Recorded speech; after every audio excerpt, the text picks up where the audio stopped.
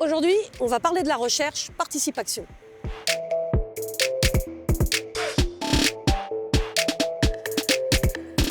Tous les êtres vivants sont des êtres communicants, simples, basiques.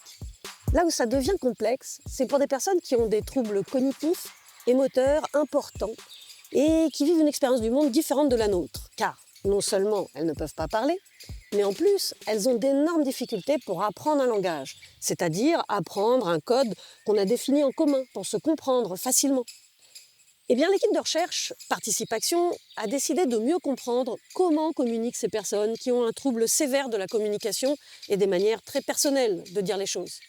Par exemple, si une personne a été un jour griffée sur la main par un chat, eh bien, pour désigner le chat, elle montrera cette main et ça voudra dire chat.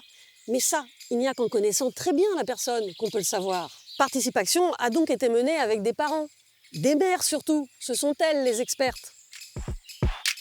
Pour répertorier les actes de communication, l'équipe de recherche a analysé des questionnaires et des vidéos dans lesquelles les parents se sont filmés pendant qu'ils communiquent avec leur enfant.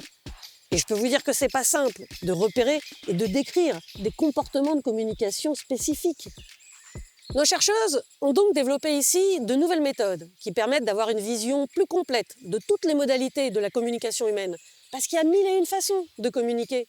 Parler avec la bouche ou avec les mains, bien sûr, mais aussi par le regard, les expressions faciales, les mouvements du corps, des gestes, des actions, en montrant des images, ou même avec des outils numériques. Une personne qui ne peut pas parler pourra toujours communiquer en utilisant d'autres moyens. Reprenons l'exemple du chat.